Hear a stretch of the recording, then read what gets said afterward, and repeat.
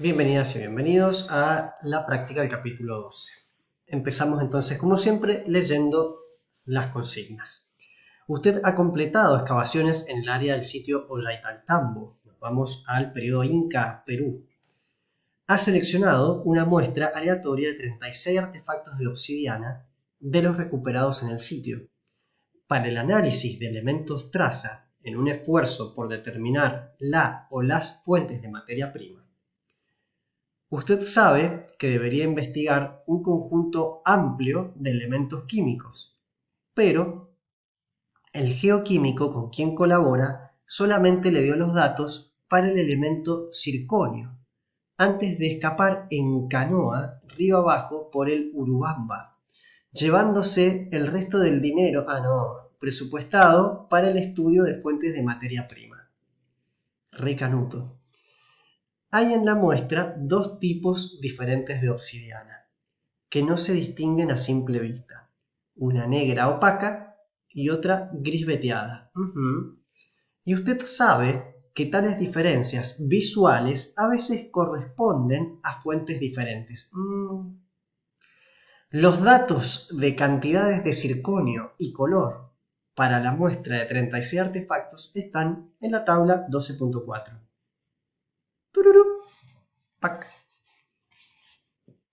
1. Comience por explorar esta muestra de medidas de circonio con un gráfico de tallo y hojas espalda con espalda para comparar las obsidianas negra y gris. ¿Qué sugiere esto respecto a las fuentes de las cuales provienen las obsidianas negra y gris? Bueno, esto obviamente es muy fácil, ya lo han visto en la primera práctica, así que los dejo a ello. 2. Estime la medida media de circonio para obsidiana gris y obsidiana negra en las poblaciones de las que provienen las muestras. Encuentre los rangos de error para el estimativo al nivel de confianza del 80%, 95% y 99%. Construya un gráfico de bala para comparar la obsidiana negra y la gris. Según ese gráfico, ¿qué tan probable es que la muestra de obsidiana gris y la de obsidiana negra provengan de la misma fuente? Bueno, vamos a por ello. Bien, para calcular entonces, para diferentes niveles de confianza, gráficos de bala, les voy a proporcionar un Excel donde simplemente van a tener que colocar en una columna para el color gris y en otra para el color negro los diferentes valores de circonio, y a partir de la incorporación en estas columnas de esos datos, automáticamente les va a generar el gráfico de bala, donde van a tener que hacer las comparaciones. Tengan cuidado en que la escala sea la apropiada, cámbienle también aquí arriba los valores del tipo de evidencia que están utilizando, que va a ser el color de obsidiana. Tengan en cuenta también que van a tener que borrar estos valores y colocarlos de ustedes. Y después, para la interpretación del gráfico, si no ha quedado claro en el teórico, recuerden que la forma de comparar los niveles de confianza son en relación a la media de un lote, por ejemplo el formativo o la obsidiana color gris, y los diferentes niveles de confianza del otro lote, o sea, en este caso, por ejemplo, va a ser obsidiana negra. Si trazáramos una línea sobre la media y vemos que esa línea no coincide, no pega con el nivel de confianza asociado a un 99%, ni a un 95%, ni a un 80%, bueno, entonces podemos interpretar que la diferencia de la media de circonio para la obsidiana Plim Plam Plum es esa obsidiana con un rango de error X. Acá van a estar los rangos de error asociados a cada nivel de confianza para un 99% de confianza, 95, 80. Si esta línea que trazamos llegara a tocar, por ejemplo, con el sector del 99% de confianza, ahí, y bueno, eso es un problema, pero si bien no estaríamos confiados de que la diferencia entre las medias se da a un 99% de confianza, sí lo podríamos decir para un 95% de confianza. Si lo mismo sucediera con esta línea para ese nivel, bueno, por lo menos podríamos estar seguros para un 80% de confianza. Si eso fuera así, tuviéramos un nivel de confianza dentro de todo pobre para ciertos estándares, para ciertas personas llamadas Samir, y quisiéramos que también nuestro rango de error fuera menor y tener un mayor nivel de confianza, ¿qué es lo que deberíamos hacer? Aumentar el tamaño de nuestra media. Fíjense que este Excel también nos va a dar un montón de otros valores que nos va a servir para el resto del ejercicio. Por ahora, tengan en cuenta que para la pregunta 2, con la incorporación de estos datos y el gráfico, ya es suficiente para contestar la pregunta. Repito la pregunta, atención a la pregunta. Según ese gráfico, ¿qué tan probable es que la muestra de obsidiana gris y la de obsidiana negra provengan de la misma fuente? Bueno, esa oración, por favor, la redactas la respuesta teniendo en cuenta los diferentes cuadros de cuidado, como lo dice, tanto de este capítulo como del capítulo anterior, donde habíamos visto cómo asignar diferentes niveles de confianza y rangos de error para la comparación de medias. No hay espacio acá para la chimichanga y el pertrecherío barato. Por favor, ser concisos por una vez en la vida, concretos, una oración y a tomar el Nesquik con media luna con queso adentro y un golpecito al horno. Delicioso. Fiel a nuestro estilo, continuamos leyendo la pregunta 3. ¿De qué exactamente se han calculado las probabilidades en la pregunta 2? ¿Cuáles son exactamente las poblaciones que ha caracterizado? ¿Cuáles son los pasos lógicos necesarios para usar esta evidencia como soporte de las conclusiones que usted quiere hacer respecto a las fuentes de obsidiana? Bueno, para esto lean las últimas secciones del capítulo.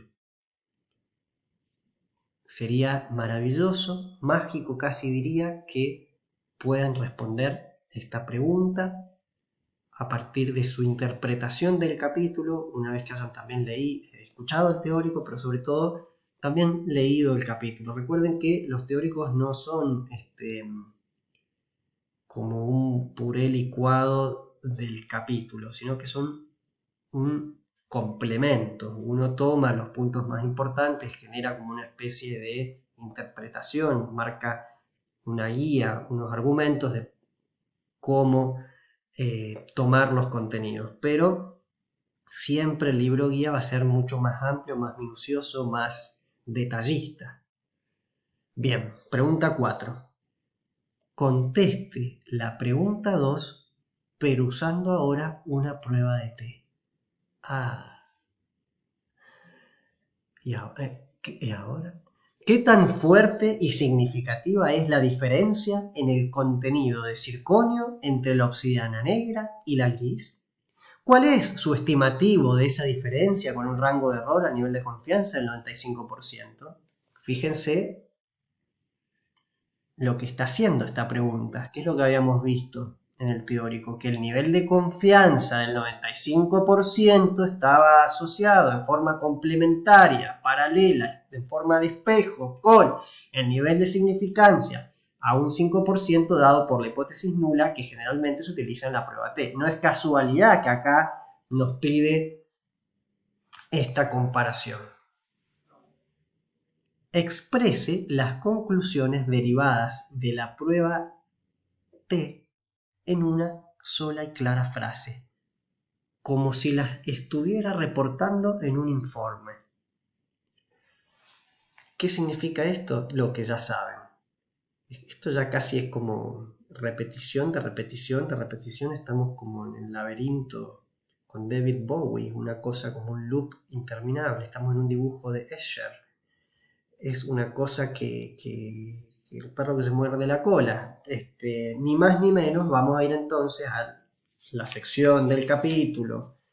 En la página 142, tenga cuidado cómo lo dice y ojo al piojo que ahí tienen que hacer el reporte de la oración. Fíjense que acá no hay tanto espacio para ser creativo. Fíjense también que es importante reportar no solamente los valores numéricos, sino también de lo que estamos hablando. Estamos hablando de obsidianas, de ollantaytambo, de circonios, bueno, todo eso que vaya incorporado en la frase. Es como si fuera, a veces nos sentimos como encorsetados por ciertas cuestiones como la receta de pan. Bueno, oh sorpresa, para hacer pan hay tanta variedad, ahora que ha estado tan de moda hacer pan, que la masa madre, taca, taca. No se sientan limitados por una receta o por una forma de hacer, de decir, sino que en esa a veces es justamente la constricción, la restricción lo que permite creatividad. Ojo al piojo con eso. Bien, entonces, para la resolución de la pregunta 4, fíjense que ustedes en esta sección del archivo que les voy a dar, van a tener ya el cálculo de la media, que va a ser importante para el reporte de su oración, pero además ya van a tener el valor del estadístico T. En este caso es la comparación de los periodos formativo y clásico. Recuerden que ustedes tienen que hacerlo para la obsidiana. Y también van a tener los valores de P, de 2 colas y de 1 cola. Esto, si ustedes recuerdan la distribución normal en la tabla de T, se utiliza 2 colas cuando en esta hipótesis alternativa o nula no sabemos cuál es la diferencia o el signo entre la comparación de medias. No sabemos si la segunda media va a ser mayor o menor que la primera.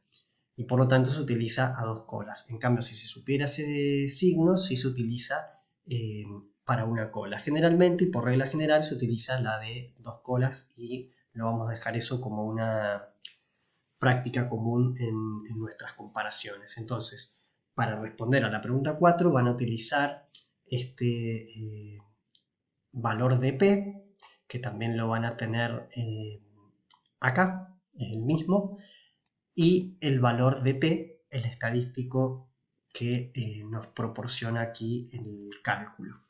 Que, como ustedes vieron, hay toda una fórmula detrás que la estuvimos razonando en el teórico, pero eso es para que quede a nivel conceptual y a nivel práctico. Lo importante es aprender a cómo colocar los datos, generar el cálculo y sobre todo cómo interpretarlo. Eso va a ser como la parte importante para ustedes de generar esta oración con la respuesta precisa, como lo propone el libro guía, reportando el valor de T y el valor de P.